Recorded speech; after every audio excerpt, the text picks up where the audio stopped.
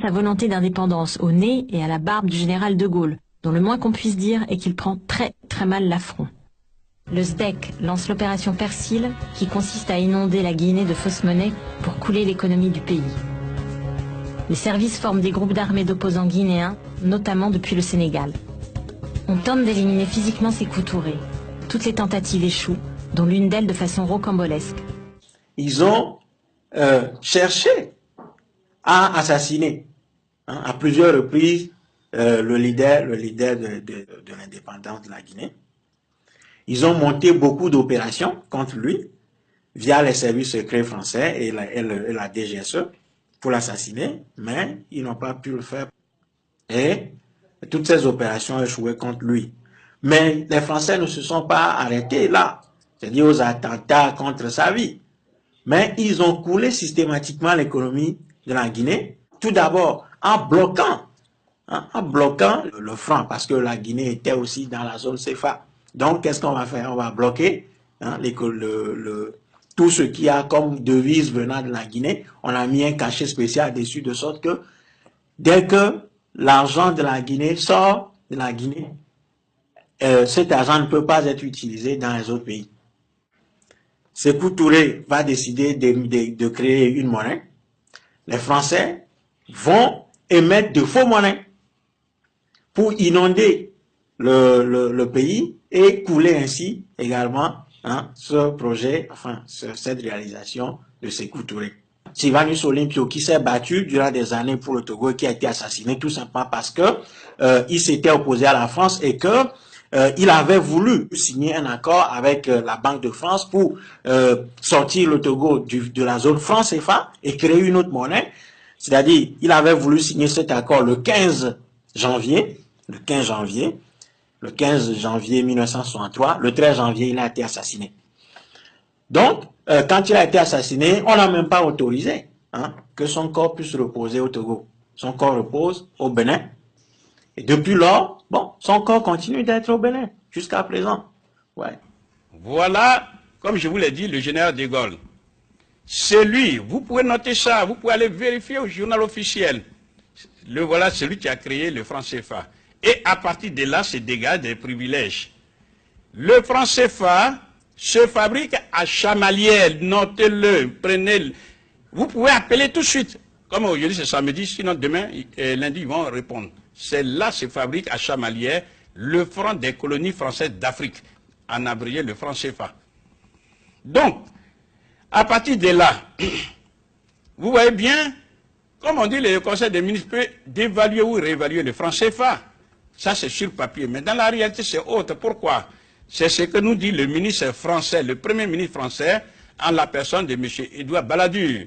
Il dit, par exemple, que le franc CFA n'a pas été dévalué par les Africains. Le franc CFA a été dévalué, vous le lisez avec moi, à l'instigation de la France. Voilà, c'est ça l'élément important. Mais Édouard Balladur va plus loin pour dire, la monnaie n'est pas un sujet technique, mais politique qui touche à la souveraineté et à l'indépendance des nations. Et sur ce point-là, il a 1 milliard de fois raison. Pourquoi? Parce que la monnaie, le pouvoir de la monnaie appartient au peuple. Sinon, ce sont les représentants du peuple. Donc, ici, vous pouvez vous poser la question, mais pourquoi lui qui sait ça, il va dévaluer le franc CFA? Vous avez la réponse. Parce que le franc CFA appartient 100% à la France. S'il y a un budget, un financement à faire, ce qu'on appelle le financement du développement, sinon le niveau de développement socio-économique, c'est la France qui décide. C'est la France qui impose aux pays africains de la zone franc un niveau de sous-développement socio-économique. C'est elle. C'est un système qui est un héritage colonial. Ça nourrit la France. Quelles sont les conséquences? Il y en a plein. Mais parmi les grandes conséquences, nous pouvons dire qu'il y a un blocage de l'industrialisation des pays de l'Afrique et de la zone franc CFA depuis 1945 jusqu'à ce jour. Pourquoi? Lorsque vous voulez vous industrialiser, vous voulez acheter ce qu'on appelle les équipements industriels, etc. Et puis, si vous voulez acheter aux Américains, eux, ils n'ont pas besoin de francs CFA. Ils ont besoin du dollar. On est d'accord? Alors, pour mémoire, comme le milieu est toujours hétérogène, on appelle devise toutes les monnaies du monde, sauf la monnaie du pays. Ça va? C'est ça qu'on appelle devise. Donc, si vos devises, c'est quand vous vendez, quand les Africains vendent à l'extérieur, qu'ils sont bloqués et qu'ils donnent leur devis à la France, ça veut dire objectivement, mathématiquement, scientifiquement, ils ne peuvent pas importer des biens d'équipement. Donc, ils ne peuvent pas s'industrialiser, ils ne peuvent pas transformer les matières premières chez eux. Et comme ils ne peuvent pas s'industrialiser, eh bien, tout naturellement, ils restent dans la pauvreté. Qu'est-ce que faisait les nazis? Il dit, vous, la France, apportez-nous les biens dont nous avons besoin. Et en contrepartie, on crédite votre compte, on met un signe plus. Voilà ce que nous dit M. Jean Boissonnat, brillant et journaliste, mais il n'est pas cité ici en tant que tel. Il est cité parce qu'il est membre du comité monétaire de la Banque de France. Regardez ce qu'il dit. Il dit, la zone franc a permis à la France de se fournir en certaines matières premières sans débourser de devises. Ça dit, ne paye pas. Pour mémoire, lorsque le Ghana va à la France est obligée de puiser dans ses réserves des devises pour payer le Ghana. Si la France veut achète des biens, par exemple, au Nigeria, ou du moins à tous les autres pays du monde qui ne sont pas membres de la zone franc, elle prend les devises et elle les paye. En ce qui concerne les 15 pays d'Afrique francophones de la zone franc CFA, sans débourser de devises. Elle prend seulement son signe plus, elle les crédite. Voilà le système. Et je lui dis, bah oui, mais depuis que l'Afrique est libre, il n'y a plus de colonies en Afrique. Vous m'avez dit non. Il y a toujours. Et la colonisation n'est plus là, mais elle est toujours.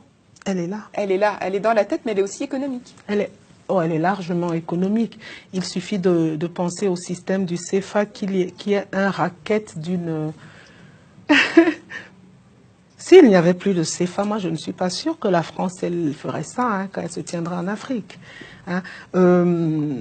Il faudrait peut-être que les Français dits de souche qui nous mettent sur des strapontins identitaires et qui nous disent que nos nationalités françaises sont des nationalités élastiques et puis on peut nous l'enlever, etc. Et qui disent à nos enfants qu'ils ne sont pas tout à fait d'ici, qu'ils les violentent sans cesse. Il faudrait peut-être leur dire que si l'Afrique arrêtait de nourrir la France elle ferait moins le malin. Moi, je dis, elle emprunterait de l'argent à la Grèce, hein, la Grèce actuelle.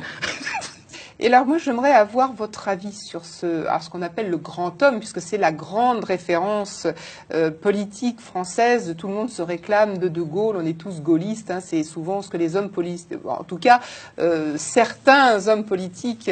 voilà. Et moi, j'aimerais connaître votre réaction. Comment vous voyez ce personnage ?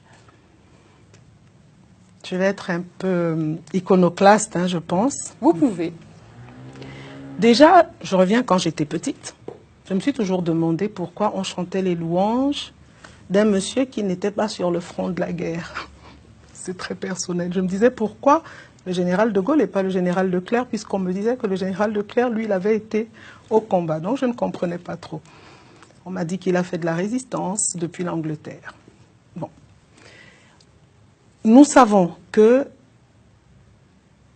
le général de Gaulle, qui est une figure tutélaire ici, qui a certainement des qualités, hein, et qui est grand au moins par la taille. Oui. Le général de Gaulle, qui donc se battait contre une occupation, n'avait aucun scrupule à occuper ailleurs. Donc, je ne peux pas avoir une admiration pour quelqu'un qui méprisait autant les miens. Je ne peux pas.